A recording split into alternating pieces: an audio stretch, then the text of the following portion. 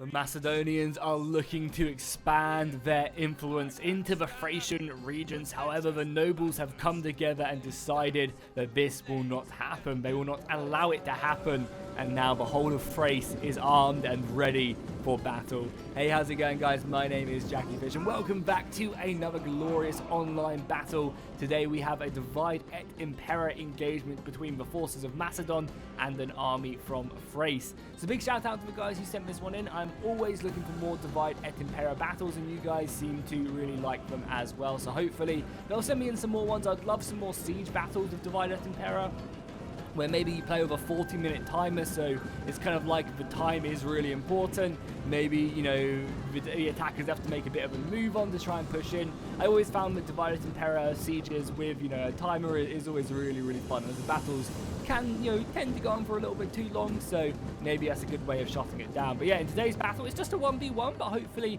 it will provide some exciting engagements on along the battlefield. So if we take a look at the two armies over on the left-hand side, the Macedonian player has some just basic archers out front, obviously trying to save money here and spend it elsewhere, because obviously Macedon have access to Cretan archers, Rhodian slingers, and just a whole wealth of other mercenaries.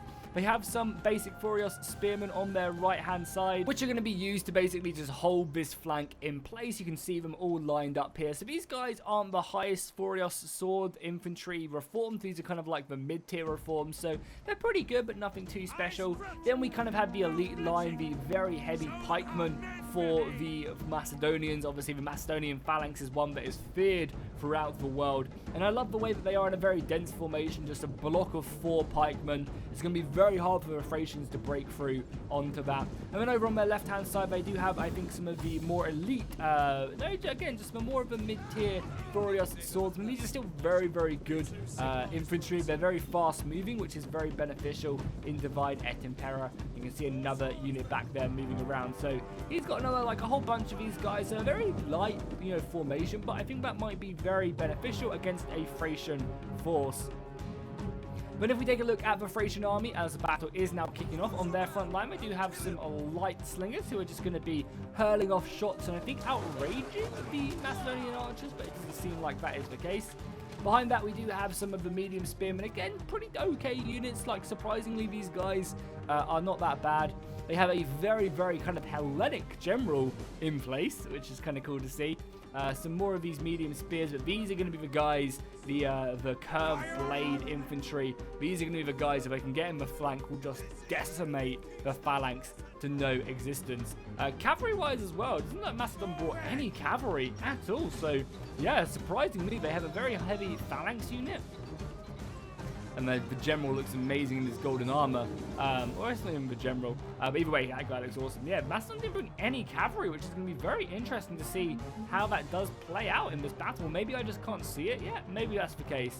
As we do have a unit of Thracian cavalry over here. Some pretty heavy lancers. Obviously, you know, the forces of Greece did take, you know, a lot from this region. A lot of peltists and I believe a decent amount of skirmisher cavalry as well from the regions of Thrace. So, yeah, it's going to be a very, very tough battle, I think, for sure. Over on this side, but it does seem like the flanks have committed a little bit. Just trying to commit some out on these kind of, I guess, like lightly defended positions on either side. However, you know, being pushed up like this, they're going to be taking a lot of damage from all of these javelins. However, I think this is a ploy by the Macedonian player to try and absorb all of these javelins. You know, this is the unit you want to absorb the 4, 5, 6 volleys of missiles from, because it means your pikes are going to be a lot more protected. So I actually really like this move by the Macedonian player, basically sacrificing 2 units out here because they're going to die. But they're absorbing and they're kind of baiting out a lot of this javelin fire because, you know, the javelins are going to be very effective against these guys. They're going to get a lot of damage off of them. But they're definitely removing the missile advantage, you know, from these guys. And here we go, a nice little flanking hit there by the Thracian blades. You know, oh my god, it's going to be a massacre as they come in. They're going to slaughter this unit. They really are. Yeah, look at the numbers just drop down. Oh my god, yeah, that unit is being dismantled right now. Being sliced down the middle, right through the armor, right through the helmet. As I said, I think that was a pretty, you know, ballsy move by the Macedonian player, but I think you know, his strategy was there, right? It was to absorb all the missiles, sacrifice these semi-cheap units, and even got into melee with one of the other units right there. Again, Thracian infantry coming in, just clearing up these guys. And that's going to kind of, you know, kick off that flank. So it'll be interesting to see how much ammunition these javelins do still have left. I don't know if you can see. I don't know if it shows up as ammunition on this, missile damage ammunition. I think it just says what their default is, and you don't actually get to see how much they actually have left. They do also have some javelins on their back, so one can only assume that they still have a little bit. It also seems like Macedon are pretty heavily losing this missile engagement, though.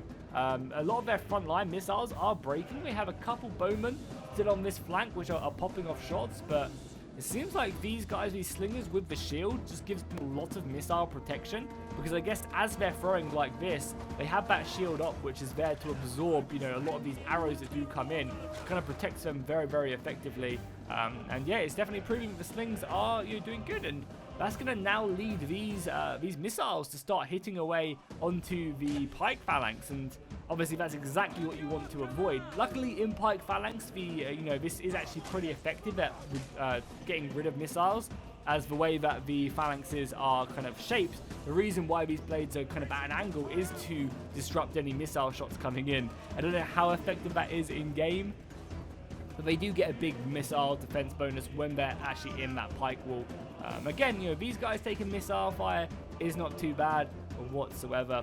But I'm assuming we're going to see an advance forward pretty soon by at least one of the players. I mean, Thrace, it seems, are happy to sit back and just you know, take this initial fire. But there we have it. The fighting is going on, and the advancement, the order for Macedon to charge forward has now been initiated. However, these guys are going to be able to get some really good shots into the side. And again, I think for Thrace, all they want to do is just pull back a little bit more. Because the problem is, Macedon are slow. They have this big clump of, you know, 1,000 men right here who don't want to be running forward at the enemy. They're also going uphill, which is a bit unfortunate.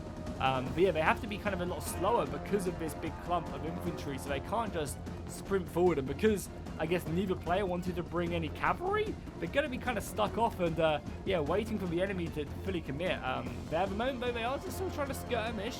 I don't know how successful that is going to be, because yeah, these missiles are just being slaughtered. If I was Macedon right now, I would just charge forward. It seems like they're very, very, you know, happy just to sit back and take this missile fire, which is a pretty wild move. I think Macedon need to just commit to this fight, because even though it's not like Thrace really have a lot of men left, I mean, look at Macedon's strength. It's all about infantry. So I'm hoping, you know, we're going to see this advancement. I know these are good players. And so, yeah, I'm waiting for that charge forward. I guess it just really changes the dynamic of the battle when you don't have cavalry in it. I guess the players decided not to bring cavalry besides that one unit over there. Because obviously Et Impera is a very slow game, so when you do just have infantry in the mix of things, it does definitely, you know, affect it. But again, look at this, like they're getting into range of their javelin throws, which is pretty effective, onto the Thracian line, but the pike phalanx isn't taking that missile fire, which I think is going to be absolutely huge. I really do think it's going to be a very, very important setup in the battle. And here we go, the battle lines are going to clash against the Thracian hoplites.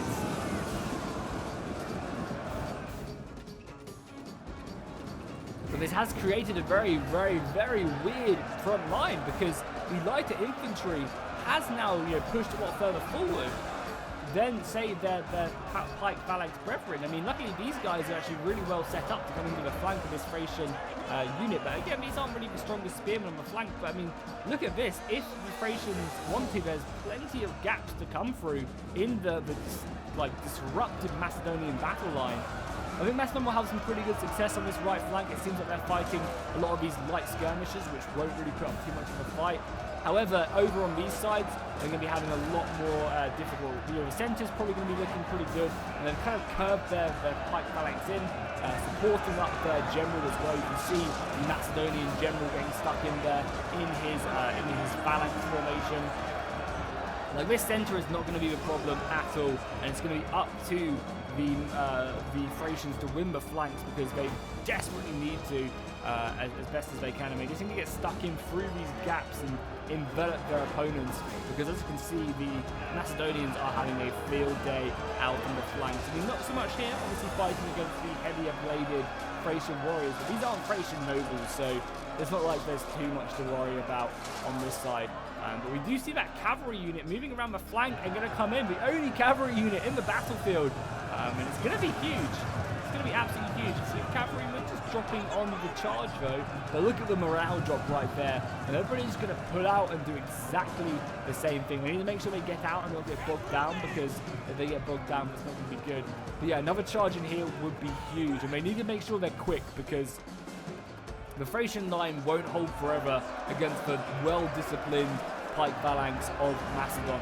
So they just need to make sure that they commit and they break through. Luckily, they are making a little bit of progress on this side, but again, they have a lot of units clumped up, and it would be very beneficial just to break off a few and envelop, because surrounding units in this mod is devastating. You can see that, obviously it's cavalry, but you can see the impact it's having on these other units of Macedon, the Macedonians on this left flank.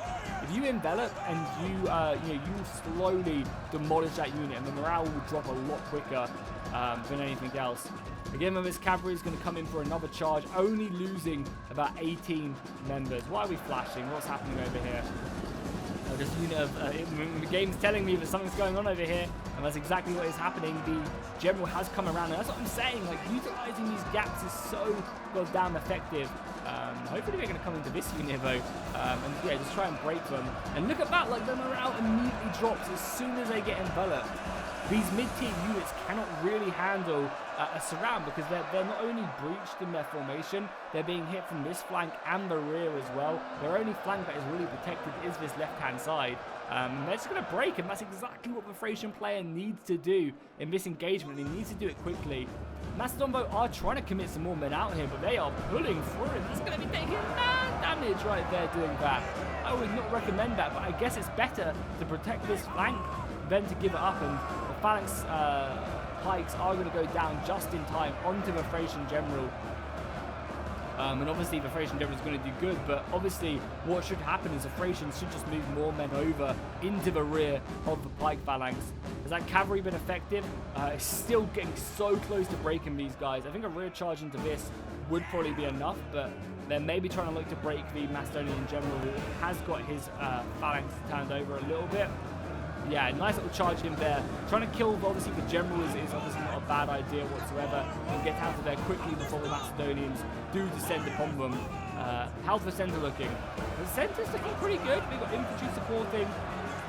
And obviously these dense blocks of phalanx, it's obviously going to be proving a lot of damage to that front line. If we take a look at the overall battlefield, you can see that the Macedonians have some men in reserve who I think, these guys are still routing actually. The cavalry though just zipping, Tokyo drifting around the flanks, and yeah, continuing just to hit these tired soldiers as the morale starts to kick off, and the fatigue piles up. The morale takes a big hit, so this cavalry can just continue to charge in. It doesn't look like these Macedonians can get a good brace off in time, which is going to be taking a lot of damage on them. Luckily, the Macedonian general starts off with 300 men, but he's already lost 50 of them, so that's going to maybe help out. I think the cavalry should be deployed over to this side, and yeah, look at that. That's a risky move, right? From moving that phalanx, it's now allowed the Thracians to completely envelop it, and they're going to be taking a lot more casualties, because, look, obviously these guys don't have their pike wall, they don't have the defenses of the pike wall, and if that cavalry can get around here, that'd be huge. These are the targets you want to be hitting with your horse, because it just insta-break the pikes, because the numbers are dropping very quickly. Yeah, or just charging into the back of these pike blocks. These pike blocks are a lot less vulnerable to being charged, just because they're around. The pike's actually going to turn around, did not get their pikes off, so that was really bad. Their pikes go down now, which is going to be effective, but if you notice this, you can just countercharge them, and that's going to be very deadly, and that's exactly what they're going to do. Like, the cavalry is going to take some casualties, but now your entire pike defense is useless, basically, because these Thracians are now stuck in to the back. So I can completely understand that was an all or nothing move, right? The cavalry probably would have broken the pikes anyway, but now these Thracians are completely stuck in, and they're building upon the previous impact. from that cavalry charge, because they got kind of surrounded, formation breached, and then as the cavalry ran away, the infantry came in, and then the infantry formation breached them, which is generally a lot worse than happening. So the Thracians are definitely not giving up this fight. They've got a lot of good surrounds, and that front line from Macedon is starting to dwindle. You can see this left flank now, breaking down to the heavier Thracian curved blades, the Phalanxes are doing huge work against them. And if they can get a good cavalry charge off there, that's perfect. Macedonians are trying to protect it, but if this cavalry could do one last thing, it'd be breaking this flank, because they're doing some decent jobs, and they're slowly whittling down. I mean, so you can see some pikes just do not break. That's the strength. Sometimes you can just set up in a way that your pikes don't go down. But yeah, that cavalry charge goes in for an all or nothing move. So close to breaking what remains. I don't know if there's going to be any rallies to pop off. It does seem like the Macedonians are done for. That cavalry did break as well. Macedonians breaking, however, their general is going to have to rally this left flank, keep it at bay. I mean, it's just a hope they win somewhere else, but it doesn't look like they are. Even in the center, which we thought was a surefire way of Macedon winning, is proving not to be the case at all.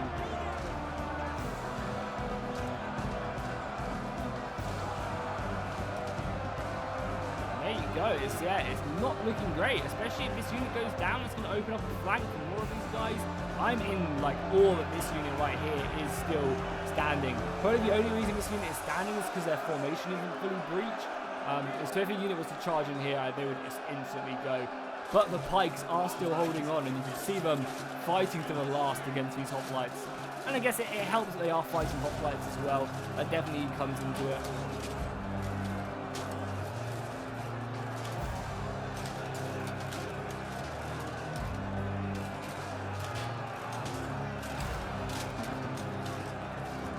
See them as the pikes go back and forth, there's skirmishing in between. They're taking casualties, and the casualties will eventually break them down to 137 men. But really, they just need something else just to come in, but it's obviously not. It's totally plenty. The Macedonian general as well has now been enveloped again. God, Macedonian player, that's kind of his middle name, is Mr. Envelopment, because he's the one getting cannoned 24/7. Especially if these Thracian swords come into this gap and just finish him off. I think the Macedonians are going to end up being broken this day.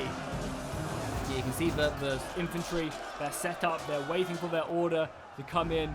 Yeah, and this will be the killing blow. This type of charge is devastating, especially into the back. They're going to kill so many on that charge that it's going to probably be GG for Macedon. Because once they lose their general, then segregated pockets of pikemen are just going to run without that general there, willing them on.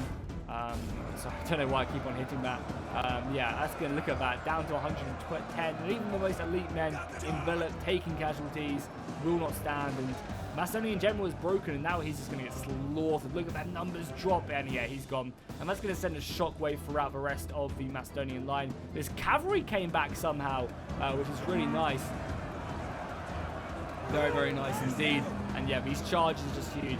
I think a lot of the time, turning to face the cavalry charge can be effective, but I think in this case, it's just not worth it, because the infantry is kind of the scarier thing. The cavalry charges will be deadly, but they're only kind of short-lived, and if you can withstand that initial blow, the cavalry tend to die pretty quickly, whereas if you turn your back to the infantry you're fighting, they'll come flying in and they'll slaughter you to no end. So yeah, we're seeing the rest of the cavalry coming in now, and the rest of the Macedonian battle line breaking. I honestly thought at the beginning of the engagement, Macedon was going to quite easily repel their opponents. Obviously not having the cavalry suck, but their flanks looked really beneficial, and then pikes were generally going to win. But as you can see, that's not the case, and Thrace are going to defend their homelands and send back the attackers. So guys, big thank you to the guys who sent in this battle. Hopefully we'll get some larger scale ones in future. This was just a simple 1v1, but it's kind of one I had in the vault, so I decided to see what I can do. I have an amazing Rome 2 siege battle. It's a very long one, so I'm saving it for the weekend, but it's a siege battle on the Rise of the Republic Rome map, which is amazing. So I'm going to save that one for the weekend, so make sure you keep an eye out for it. It's going to be awesome. But as you can see, the battles are deployed. We have 4,100 from the Thracians, and they are pretty good. The skirmishers doing amazing, nullifying the Roman missile line. You can see Rome obviously spending a lot of money on these pikes right here. And for the most part, even the hoplites doing pretty good. Surprisingly, 160 kills, but it all comes down to these guys right here. 300 kills apiece is absolutely disgusting. So hopefully you guys enjoy this battle. As I said, I am always looking for more Rome 2 siege battles, vanilla or otherwise. If you've got a good group of friends and you have some good siege replays or something, send them my way and I'll be happy to do them. And yeah, I'll see you guys in the next one.